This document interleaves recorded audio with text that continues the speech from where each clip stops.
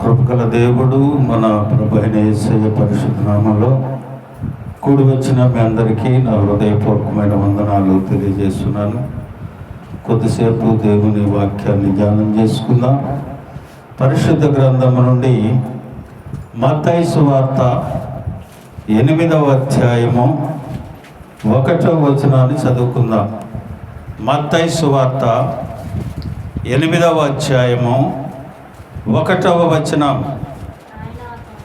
ఆయన ఆ కొండ నుండి దిగి వచ్చినప్పుడు బహుజన సమూహములు ఆయనను వెంబడించెను. ప్రార్థన చేసుకుందాం. ప్రభువా, మీకు వందనాలు. ఈ దినం మీరు మాకు అనుగ్రహించిన ఈ లేఖనాన్ని బట్టి నీకు స్తోత్రాలు. ప్రభువా, దీన్ని ధ్యానం చేసి నీ బిడ్డలకు వివరించే అంత జ్ఞానం నాకు లేదు. నీ సిలువు చాటు నన్ను మరుగుపరిచి నీ మాటలు మాకు వినిపించి వాటిని మా హృదయాల్లో భద్రపరుచుకొని నీ లేఖనానుసారంగా జీవించే కృపను మాకు అనుగ్రహించి మహిమ పొందమని మా ప్రభువును ప్రియరక్షకుడు త్వరలో రానయున్న యేసయ్య అతి శ్రేష్టమైన నామంలో అడిగి వేడుకొనుచు ప్రార్థిస్తున్నాను మా పరమ తండ్రి, ఆమేన్. ప్రియమైన దేవుని బిడ్డలారా, చదవబడిన లేఖన భాగంలో ఆయన ఆ కొండ మీద నుండి దిగి వచ్చినప్పుడు బహుజన సమూహములు ఆయనను వెంబడించెను. హల్లెలూయా చెప్పండి. హల్లెలూయా. యేసు ప్రభులు వారు ఎక్కడికి వెళ్ళినా బహుజన సమూహములు ఆయన వెంబడిస్తూ ఉన్నారు. బహుజన సమూహములు. ఎందుకు ఇంత జన సమూహములు ఆయన వెంబడిస్తున్నారు అనంటే, ఆయా సందర్భాలలో ఆయనే చెప్పాడు, వీరేం ఊరికినే నన్ను వెంబడించట్లేదయ్యా. కొందరు తిండి కోసం వస్తున్నారు, కొందరేమో సూచక్రియలు చూడటానికి వస్తున్నారు, కొందరేమో స్వస్థతలకు వస్తున్నారు, కొందరేమో అపవిత్రాత్మలు వదిలించుకోవటానికి వస్తున్నారు, కొందరేమో అసలు ఈయన ఏం చెబుతున్నాడు, ఈయన అనుసరించే మార్గం ఏంటో అని తెలుసుకొని నేరాలు మోపటానికి వస్తున్నారు. అంతేకాదు, కొందరేమో నన్ను వెంబడిస్తారని చెప్పుకుంటున్నారు కానీ కొన్ని దాచుకొని వచ్చి వెంబడిస్తున్నారు. కొంతమంది అయితే వారికి ఇరుకులు ఇబ్బందులు రాగానే వెనక్కి తిరిగి వెళ్ళిపోతూ ఉన్నారు. ఆయా సందర్భాలలో యేసయ్యే చెప్పాడు. అంత జన సమూహములు ఆయన సువార్తను ప్రకటించిన 3.5 సంవత్సరాలు ఎన్నో లక్షల మంది వెంబడించారు. ఎక్కడికి వెళ్ళినా ఆయన దగ్గరికి వెళ్ళటానికి సందులేనంత జనం ఉన్నారు. ఎక్కడికి వెళ్ళినా చెట్లు ఎక్కి చూసే అంత జనం ఉన్నారు. అంతమంది జనం వెంబడిస్తూ ఉన్నారు యేసు ప్రభుని. ఈరోజు దేశవ్యాప్తంగా ఆయా ప్రాంతాలలో యేసు ప్రభుని వ్యతిరేకించేవారు కూడా బయలుదేరారు. ఆనాడు వ్యతిరేకించారు, ఈనాడు వ్యతిరేకిస్తున్నారు. ఆనాడు ఆయన చేసిన అద్భుతాలను చూశారు, ఈనాడు అనేక అద్భుతాలు జరుగుతూ ఉన్నాయి, చూస్తూ ఉన్నారు. వ్యతిరేకత అనేది ఆది నుంచి వస్తానే ఉంది. అయితే మనం తెలుసుకోవాల్సిన విషయాలు కొన్ని ఉన్నాయి. ఏమిటంటే, మనము ఏ రీతిగా ఆయన వెంబడిస్తూ ఉన్నాం. మన అవసరతల కోసమా, అక్కర్ల కోసమా, స్వస్థత పొందటానికి కోసమా, అప్పులు తీరటానికి కోసమా, మన పిల్లలకి పెళ్ళిళ్ళు అవ్వటం కోసమా, వేటి కోసం మనం ఆయన వెంబడిస్తున్నాం? ఈ ఉదయకాల సమయం దేవుని లేఖనానుసారంగా మనం ఏ రీతిగా ఆయన వెంబడిస్తున్నామో కొన్ని మాటలు చెప్పుకుందాం. చూడండి, యోహాను సువార్త 6వ అధ్యాయము 26వ వచనాన్ని చూద్దాం. యోహాను సువార్త తిండి కోసం వెంబడిస్తున్నారని చెప్తున్నాడు ఆయన. చూడండి, యేసు మీరు సూచనలు చూచటం వలన కాదు కానీ రొట్టెలను భుజించి తృప్తి పొందటం వల్లనే నన్ను వెతుకుతున్నారు. హల్లెలూయా చెప్పండి. హల్లెలూయా. ఎందుకు వస్తున్నారంటే, జనం ఈయన దగ్గరికి వెళ్తే, ఈయన దగ్గర కూర్చుంటే మనం కష్టపడే అవసరంలా, పని చూసుకో అవసరంలా, డబ్బులు మనకు అవసరం లేదు. ఆయన 5 రొట్టెలు 2 చిన్న చేపలను పట్టుకొని 1000 మందికి పంచి ఇంకా 12 గంపలు మిగిలేటట్టు చేశాడు. ఈయన వెనకాలగానే మనం తిరిగితే మనం ఏం చేయవసరంలా, చక్కగా మనం తిండిని సంపూర్తిగా తినొచ్చు, తృప్తిగా మనం తినవలసినంత తినొచ్చు. తిండి కోసం వెంబడిస్తున్నారట. ఆయనే చెప్పాడు, యేసు మీరు సూచనలు చూచడం వల్ల కాదు కానీ రొట్టెలను భుజించి తృప్తి పొందుట వల్లనే నన్ను వెతుకుతున్నారని మీతో నిశ్చయముగా చెప్తున్నాను. హల్లెలూయా చెప్పండి. హల్లెలూయా. ప్రియమైన దేవుని బిడ్డలారా, ఈనాడు చూడండి, ఒక గ్రామంలో 5 పిల్లలు కూలీనాలి చేసుకునేవాళ్ళు. అందులో ఒక పిల్లోడు గాలిగా తిరుగుతా ఇంట్లో తల్లిదండ్రుల మాట వినకుండా ఊరిలో బలాదూరు తిరుగుతూ ఉంటే తల్లిదండ్రులు ఏం చేశారంటే, ఇక్కడ ఉన్న 5 పెంచడం కష్టంగానే ఉంది కాబట్టి ఆ సేవకులకు ట్రైనింగ్ ఇస్తారు కదా, అక్కడికి తీసుకెళ్ళి పడేసుకుంటే కథ ఆ అన్న దొరుకుద్ది, ఆడు ఇంటే ఉంటాడు, లేకపోతే లేదు. ఉన్న 2 సంవత్సరాలు 3 సంవత్సరాలు ట్రైనింగ్లు పెడతా ఉంటారు, ఉచితంగా శిక్షణ ఇస్తానికి పెడతా ఉంటారు. సగం మంది ఇలాంటి బ్యాచే వస్తారు అక్కడికి. ఏదో దేవుని పిలుపు మేరకు రారు, ఇంట్లో బాధపడలేక అక్కడికన్నా వెళ్తే ఈడు మారుతాడేమన్న ఉద్దేశంలో వీళ్ళు తీసుకొచ్చి అక్కడ పడేస్తుంటారు. అక్కడ తీసుకొచ్చి జాయిన్ చేసిన తర్వాత పాస్టర్ గారు దగ్గరికి వచ్చి అడిగాడు, అయ్యా మా వాడిని తీసుకెళ్ళి అక్కడ పడేద్దామని అంటే, అరే పిలుపు లేకుండా అట్లా తీసుకెళ్తావురా బాబు అని అంటే, అలా కాదండి, ఏదో దేవుడు అక్కడికి వెళ్ళాక నిన్ను మార్చుకుంటారు కదా అనే ఉద్దేశంలో అని పెడదామని. చూడండి వీళ్ళ ఉద్దేశం ఏంటి? మరి తల్లిదండ్రుల కన్నా అరే అంటే సేవకు పంపండి దేవుడు అని చెప్పాడా? లేదు. పోనీ ఆడన్నా దేవుడు పిలిచాడా? లేదు. వీళ్ళకేంటంటే ఇంట్లో ఒక మనిషి తగ్గుతాడు, పుట్టు తగ్గుద్ది, అక్కడికి వెళ్ళన్నా తింటాడు, ఇన్ని ఉద్దేశంలో అని జాయిన్ చేశారు. హల్లెలూయా. ప్రియమైన దేవుని బిడ్డలారా, అలాగున దేశం వెంబడించడం జరుగుతుంది. అనేకులు కూడా అప్పుడు కాలంలో కూడా యేసయ్యని అలాగనే వెంబడిస్తారు. మేము చూస్తుంటాం. మేము ఆయా సేవకుల మీటింగ్లో వాక్యం చెప్పడానికి వెళ్ళేటప్పుడు ఆయా సంఘాల్లో పాస్టర్లు కూడా అంతే, ఇక్కడికి వచ్చినోడే అక్కడికి వస్తాడు, అక్కడికి వచ్చినోడు ఇక్కడికి వస్తాడు. వీళ్ళు దేనికోసం వస్తారంటే, ఒక సంఘానికి కట్టుబడి ఒక నియమాన్ని పాటించే వ్యవస్థలు వీళ్ళు ఉండరు. వీళ్ళకి కావాల్సిందంటే ఎక్కడ జరిగితే అక్కడికి వెళ్ళాలి, ఎక్కడ జరిగితే అక్కడికి వెళ్ళాలి. కాసేపు కూర్చుంటే ఏదో కాస్త మొద పెడతారో, ఏదో దారి ఖర్చులకు ఏదైనా ఇస్తారనే ఉద్దేశాల్లో బయలుదేరి వెళ్ళేవాళ్ళు చాలామంది ఉన్నారు. హల్లెలూయా. ప్రియమైన దేవుని బిడ్డలారా, అలాగున మనం ఉండటానికి వీల్లేదు. యేసయ్య అంటున్నారు, వీళ్ళు నన్ను వెంబడించేది ఊరికనే కాదు, వీళ్ళు తినటం కోసం, తృప్తి చెందడం కోసం నన్ను వెంబడిస్తూ ఉన్నారు. ప్రియమైన దేవుని బిడ్డలారా, ఈ ఉదయకాల సమయం దేవుని యొక్క వాక్యాన్ని వింటున్న నీవు ఏ రీతిగా ఉన్నావు అనే విషయాన్ని చూడండి. చాలామంది ఇదే పరిస్థితుల్లో తిరుగుతూ ఉంటారు. ఇంకేళ్ళు కుటుంబాలు అవసరం లేదు, బాగా కుటుంబంలో ఉన్న భర్త పిల్లలు అవసరం లేదు. వీళ్ళు ఏం చేస్తుంటారు, ఎక్కడ మీటింగులు జరిగినా ముందు సర్దేసుకుని వెళ్ళిపోతుంటారు. అక్కడికి వెళ్ళి ఆ కార్యం చూసుకుని భోజనం చేసి వస్తూ ఉంటారు. వీళ్ళ పని ఇదే. రేపు పొద్దున్నే ఎక్కడ మీటింగ్ జరుగుతుంది అందరికంటే ముందు వీళ్ళకే తెలుస్తుంది. వీళ్ళు అందుకోసం తిరుగుతున్నారు. కానీ దేవుని యొక్క సువార్తను ప్రకటించి ఆత్మను రక్షించాలని భారం వీరిలో కనిపించదు. దేవుడే అంటున్నాడు, వీరు నన్ను ఉట్టుకునే వెంబడించట్లేదయ్యా అని. ప్రియమైన దేవుని బిడ్డలారా, చూడండి, 2వదిగా 6వ అధ్యాయం 2వ వచనం, యోహాను సువార్త 6వ అధ్యాయము 2వ వచనం, రోగుల ఎడల ఆయన చేసిన సూచక క్రియలను చూసి బహుజనులు ఆయనను వెంబడించారు. ఎందుకంట సువార్త స్వస్థత సభలు అని చెప్పు జనం విపరీతంగా పరిగెడుతూ ఉంటారు. యేసు ప్రభుల వారిని అప్పుడు వెంబడించిన జనం కూడా వీళ్ళే. ఎందుకని? అక్కడికి వెళ్తే రోగాలు పోతున్నాయి. ఆయన దగ్గరికి వెళ్ళి ఆయన వస్త్రం చెంగు ముట్టుకుంటే చాలు స్వస్థతలు వచ్చేస్తున్నాయి. ఆయన అంటున్నాడు కదా, రోగుల ఎడల ఆయన చేసిన సూచక్రియలను చూచుటకు బహుజన సమూహము ఆయన వెంబడించారు. నీకు స్వస్థత కావాలా, లేదా ఇహలోకపరమైన ఆశలు కావాలా, నిత్య జీవం కావాలా? స్వస్థత వచ్చింది ఇవ్వడానికి కాదు దేవుడు. ఆ స్వస్థతతోనే సరిపెట్టుకుంటావా? చెప్పండి, స్వస్థతలోని సరిపెట్టుకుంటారా? సరిపెట్టుకోవటానికి వీల్లేదు. మేము మా సంఘంలో ఒక పిల్ల చాలా యవనస్తురాలు, బాగా బక్కగా అయిపోయి చావు బతుకుల పరిస్థితుల్లోకి వచ్చింది.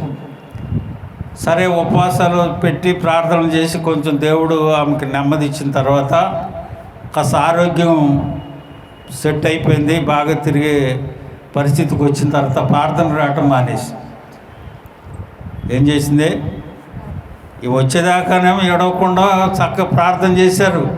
అందరికంటే ముందు తీసుకొచ్చి పిల్లని తీసుకొచ్చి గుళ్ళో కూర్చోబెట్టేవాడు. లెగలేదు, నడవలేదు కదా, ఎత్తుకొచ్చి తీసుకొచ్చి పెట్టేవాళ్ళు. నడిచిన తర్వాత ఏం చేసింది? ప్రార్థనకు రావటం మానేసి కొంతకాలానికి అదే జబ్బు తిరగబెట్టి యవనస్తురాలు చనిపోయింది. ప్రియమైన దేవుని బిడ్డలారా, నీకు ఇహలోకపరంగా స్వస్థత జరిగినా నువ్వు చావకుండా ఉంటావా చెప్పండి? లాజరుని బ్రతికించాడు. 4 దినాలు అయిపోయింది. లాజరు లేచి రమ్మని చెప్పాడు. లేచి వచ్చాడు. చనిపోకుండా ఉన్నాడా? చనిపోయాడు. స్వస్థత పొందిన వారు, బైబిల్లో చెప్పబడిన స్వస్థత పొందిన ప్రతి ఒక్కరూ అలాగనే ఉట్టుకట్టుకుని ఊరేగుతూ ఉంటారు. ఇక్కడ లేదు, చావాల్సిందే. కాకపోతే నీకు కావాల్సింది ఏంటంటే నిత్య జీవం. హల్లెలూయా చెప్పండి, హల్లెలూయా. నిత్య జీవం కావాలి. ఇక్కడ ఉండగా నీవు ఆయన వెంబడించి ఆయన రాకడలో ఎత్తబడి ఆయనతో నిత్యము నివాసం చేసి ఆయన సిద్ధపరిచిన స్థలంలో నీవు అది కోరుకోవాలి. హల్లెలూయా. మొదట తిండి కోసం వచ్చారు, రెండవది స్వస్థత కోసం వచ్చారు, మూడవది చూడండి సూచక్రియల కోసం వచ్చారు. ఇందాక మనం చదువుకున్నది రోగుల ఎడలు చేసిన సూచక్రియలు చూడటానికి వచ్చారు. ఇక్కడ స్వస్థతల కోసం వస్తూ ఉన్నారు. మార్కు సువార్త 6వ అధ్యాయము 56వ వచనం.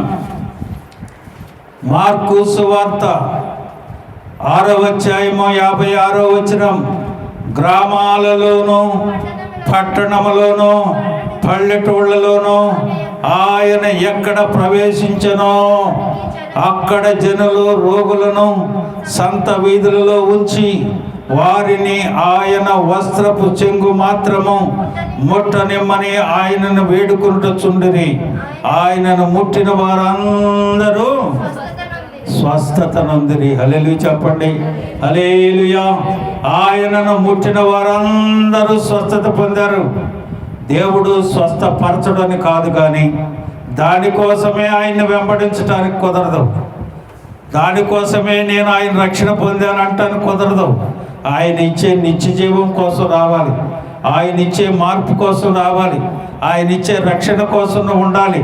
నువ్వు మరణించిన తర్వాత ఆయనతో ఉండటం నువ్వు కోరుకోవాలి, కానీ ఇహలోకపరమైన వాటిని కోరుకొని ఇహలోకపరమైన ఆశలలో కోసం ఆయన్ని వెంబడించడానికి వీల్లేదు. తర్వాత చూడండి, అపవిత్రాత్మలు దెయ్యములు చేత శోధించబడుతున్న వారు ఆయనను వెంబడించారు. మత్తయి సువార్త 17వ అధ్యాయము 18వ వచనం. మత్తయి సువార్త 17వ అధ్యాయము 18వ వచనం. అంతటా యేసు ఆ దయ్యమును గద్దింపగా అది వారిని వదిలిపోయెను. ఆ గడియలోనే ఆ చిన్నవాడు స్వస్థత నొందెను. అపవిత్రాత్మల చేత పీడించబడుతున్నారు, దయ్యాల చేత పీడించబడుతూ ఉన్నారు. ఆయా ప్రాంతాలలో కుటుంబాలను విడిచి దురాత్మల చేత పీడించబడుతూ తిరుగుతున్న వారు అనేకులు యేసయ్య దగ్గరికి వచ్చిన తర్వాత ఆ దయ్యములు, అపవిత్రాత్మలు వదిలి వెళ్ళిపోయిన వారు ఉన్నారు. ప్రియమైన దేవుని బిడ్డలారా, తర్వాత వారి పరిస్థితులు ఏంటి?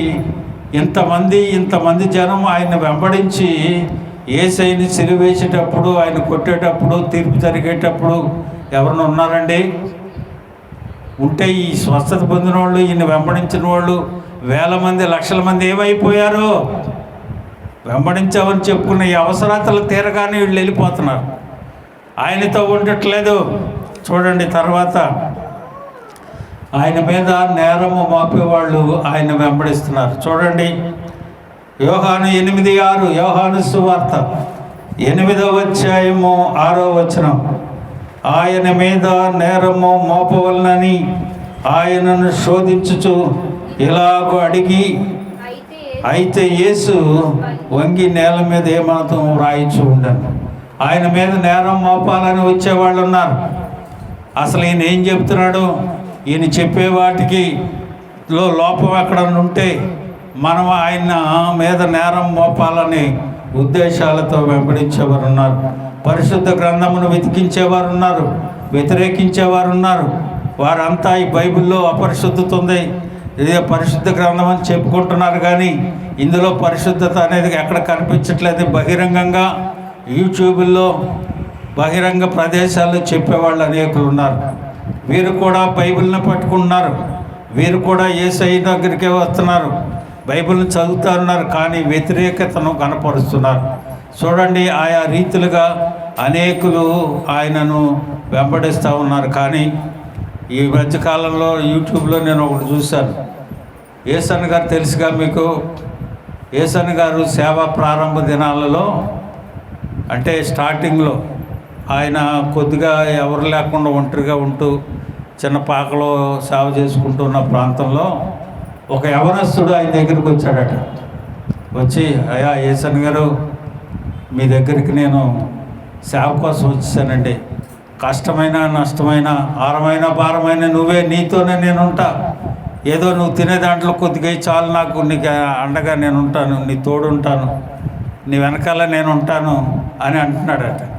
ఈయనకి అప్పుడు ఏముంది, ఏదో చిన్న సైకిల్, చిన్న పాక, కరెంట్ లేదు, దీపం బుడ్డు పెట్టుకుని తింటూ ఉండేవాడు. ఏదో ఆయన వండుకున్నది వండుకొని పచ్చడి ఏదో తెచ్చుకొని వేసుకొని వండి తింటూ ఉండేవాడు. సరే, ఇతను తోడైన తర్వాత ఈయన నిలబడినట్లేదంట. ఆయన ఏమంటున్నాడు, ఎక్కడికి వెళ్ళినా ఖాళీ కూర్చుంటే, ఏంటి ఖాళీ కూర్చున్నా, ఈ అరగంట మనం పాలన చేసుకోవచ్చు కదా, ఏంటి ఖాళీ కూర్చున్నా, వాళ్ళ ఇంటికి వెళ్ళి సువార్త చెప్పొచ్చు కదా, ఈయన ప్రెస్ చేస్తున్నాడంట. భలే ఒడి దొరికాడురా నాకు. ఈయనేమనుకుంటున్నాడు పాపం, నిజంగా వీడు ఇంత ఆసక్తి కలిగి ఇచ్చాడు దేవుడు, మంచి తోడు ఇచ్చాడు నాకు అనుకుంటున్నాడు ఈయన. సరే, ఈయన ఎక్కడ నిలబడినట్లేదు, కూర్చొనిట్లేదు, ఖాళీగా ఉన్నట్లా, పాలన చెయ్యి అంటున్నాడు. రాత్రి లేచి పడుకున్నాడు. ఒరే బాబు, వీడు నాకన్నా ఎక్కువైపోతున్నాడు అనుకున్నాడు ఈయన. సరే, ఒక 10-15 రోజులు అయిపోయిన తర్వాత ఈయన అంటే ఒకటే చొక్కా మీద వచ్చాను యేసన్న గారు, మీరు వేసుకున్న పాత చొక్కా ఏదన్నా ఒకటి నాకు అన్నాడంట. అరే, నేను పొడుగైపోద్ది కదరా నీకు, నా చొక్కా నీకు అయితే అయిందండి, ఏమైంది అయితే అన్నాడట. ఇంకొక వారం అయిన తర్వాత ఏం చేశాడు, వీడు వెళ్ళి గుండు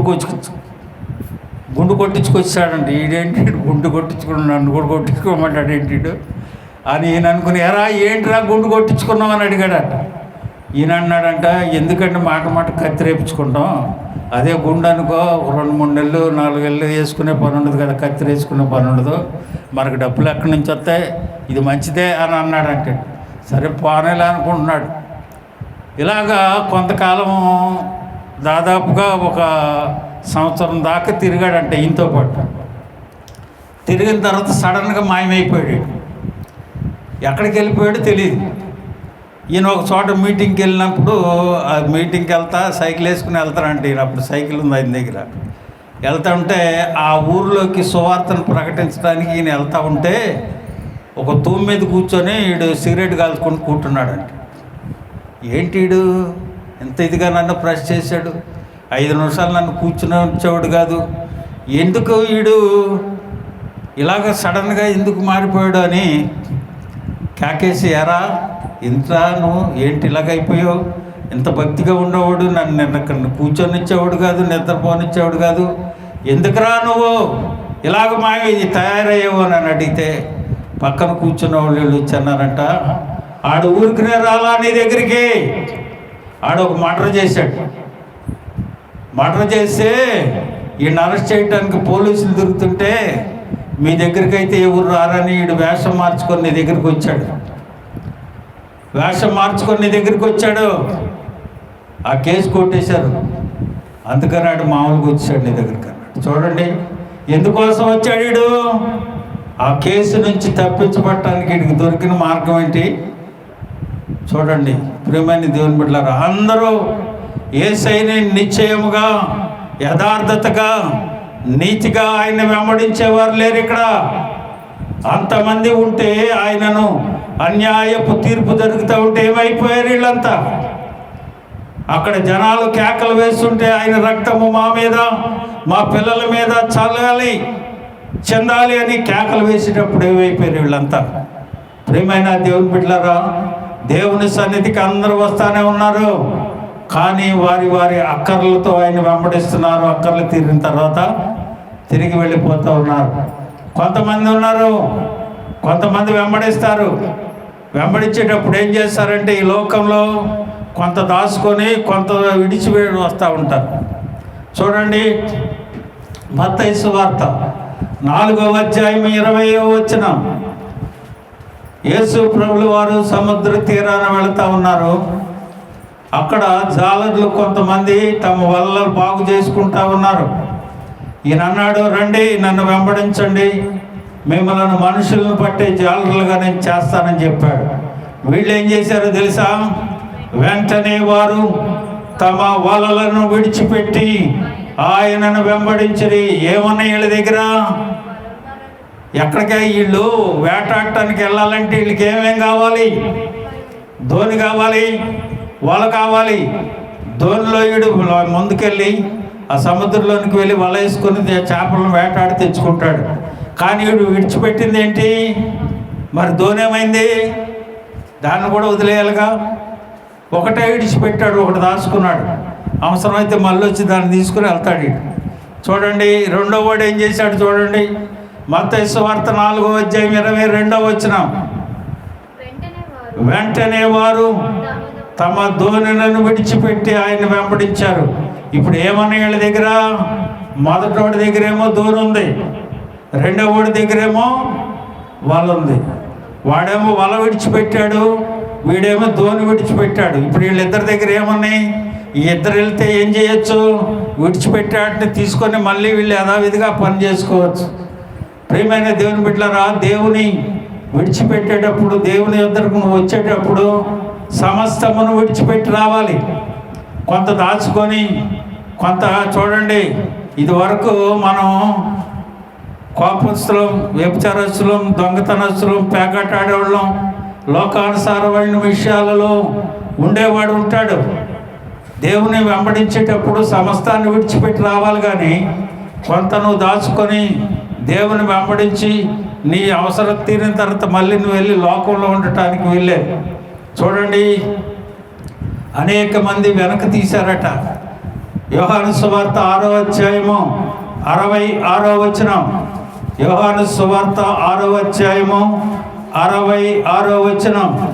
అప్పటి నుండి ఆయన శిష్యులలో అనేకులు వెనుక తీసి మరి ఎన్నడూను ఆయనను వెంబడించలేదు.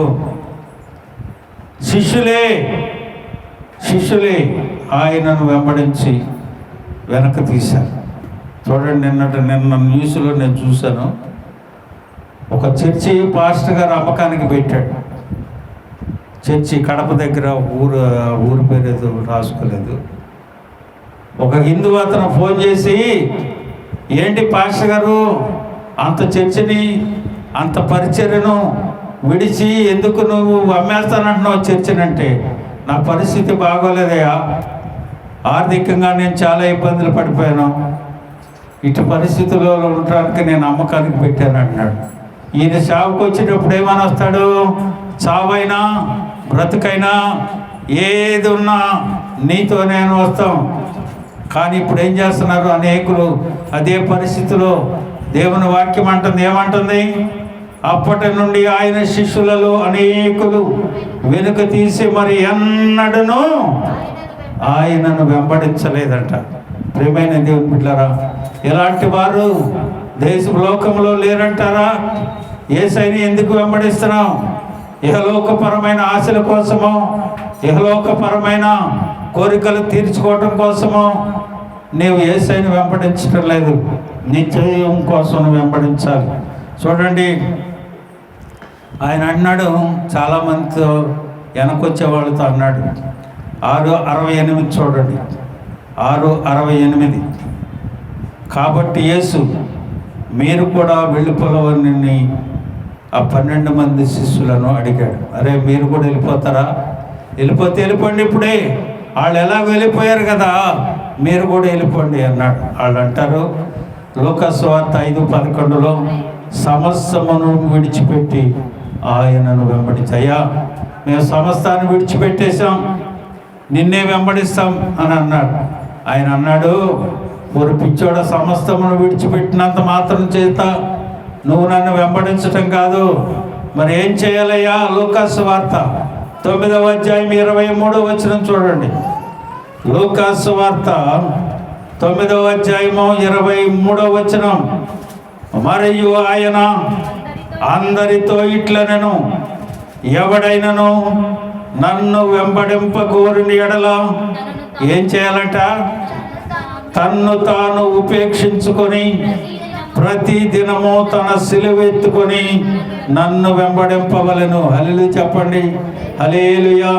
చాలామంది చెప్తుంటాం, సాక్ష్యాలు చెప్తుంటాం, అయ్యా ఇది వరకు నేను లోకానుసారమైన జీవితంలో ఉండేవాడిని, ఇప్పుడు ప్రభువుని నేను వెంబడిస్తున్నాను అని. కానీ వీడు సిలువ ఎత్తుకొని వెంబడిస్తున్నాడో లేదో యేసయ్య అంటున్నాడు, అరే బాబు నువ్వు అన్నీ విడిచిపెట్టి రావటం కాదు నాయన, ప్రతి దినము నువ్వేం చేయమన్నాడు? ప్రతి దినం నన్ను వెంబడింపగోరిన ఎడల తన్ను తాను ఉపేక్షించుకొని ప్రతి దినము తన సిలువను ఎత్తుకొని, ఎవరినే? తన సిలువను ఎత్తుకొని నన్ను వెంబడించాలి. వెంబడించేవారు నిన్ను ఉపేక్షించుకొని సిలువ ఎత్తుకొని యేసయ్యని వెంబడిస్తున్నావు లేదో నిన్ను నీవే పరీక్షించుకో. అనేకులాగా అవసరతల కోసమో ఇక్కట్ల కోసమో మనం ఆశించినది నెరవేర్చడం కోసమో ఆయన వెంబడించడానికి వీల్లేదు. చావైనా బ్రతికైనా, చేసినా చేయపోయినా ఏమన్నారు? షడ్రక్ మెషక్ అబేద్నెగోలను తీసుకువెళ్ళి, ఒరే బాబు ఆ ప్రతిమకు మొక్కుపోతే అగ్నిగుండంలో పడేస్తామన్నారు. ఏమన్నాడు తెలుసా? ఓ రాజా, మా దేవుడు సమస్తము చేయగల సమర్థత కలిగిన దేవుడు, ఓ మండుచున్న ఈ అగ్నిగుండము నుంచి తప్పించి రక్షించగల సమర్థుడు. ఒకవేళ ఆ మమ్మలను తప్పించకపోయినా ఆ ప్రతిమకు మేము మొక్కమని చెప్పారు. హల్లెలూయా చెప్పండి. హల్లెలూయా. ప్రియమైన దేవుని బిడ్డలారా, అలాగను వెంబడించాలి. కానీ ఏదో నీ ఆశలు నెరవేరలేదనో, నీ కోరికలు నెరవేరలేదనో, నీ అప్పులు తీరలేదనో, నీ అనారోగ్యం పోలేదనో నీవు ఆయన్ని వెంబడించకుండా వెళ్ళి తిరగటానికి వీల్లేదు. మరి ఎందుకు మనం వెంబడించాలి? మత్తయి సువార్త 19:28 యేసు వారితో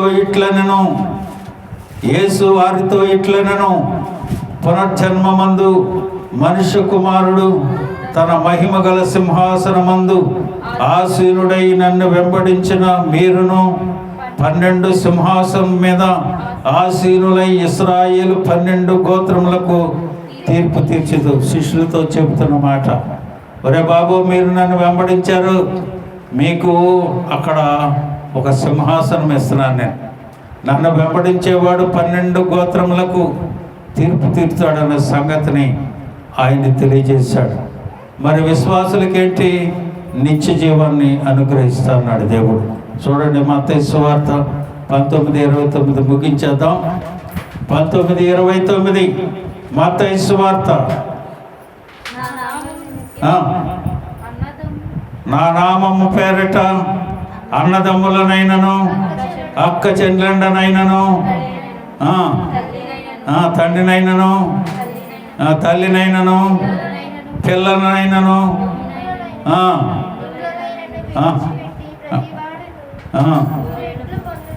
100 రెట్లు ఫలము పొందును. అదీగాక ఏంటంట? నిత్య జీవము పొందుతారంట. హల్లెలూయా చెప్పండి. నీకు కావలసింది నిత్య జీవమా? అశాశ్వతమైన అల్పమైన ఈ లోకానుసారమైన ఆశీర్వాదమా? పరమందు నిత్య జీవాన్ని దేవుడు నీకు అనుగ్రహిస్తాడు. యథార్థముగా నీవు ఆయన వెంబడిస్తే, ప్రతి దినము తను తాను ఉపేక్షించుకుని తన సిలువనెత్తుకుని ఆయన వెంబడిస్తే ప్రభువు నీకు నిత్య జీవమును అనుగ్రహిస్తాడు. అలాగ నీవు ఉండగలిగితే దేవుడు నిత్య జీవములో నిన్ను ఆశీర్వదించునుగాక. అందరు తల